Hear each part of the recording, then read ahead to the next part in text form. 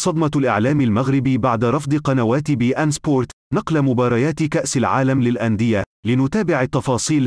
تخلت قنوات بي إن سبورت القطرية عن نقل كأس العالم للأندية في نسختها الجديدة، التي تقام في المغرب للمرة الثالثة في تاريخ المسابقة خلال الشهر الجاري. ولن تنقل قنوات بي إن سبورت مجريات مونديال الأندية، الذي يختار الفريق الأفضل من كل قارة، والذي يتم تحديده بفوزه بدور الأبطال أو البطولة الموازية لها، بالإضافة إلى الفائز بدور البلد المستضيف. ويرى متابعون أن غياب هذه البطولة عن أكبر شبكة لنقل مباريات كرة القدم في الشرق الأوسط وشمال إفريقيا ضربة موجعة للمغرب، حيث سيؤثر بشكل كبير جدا على الترويج للحدث.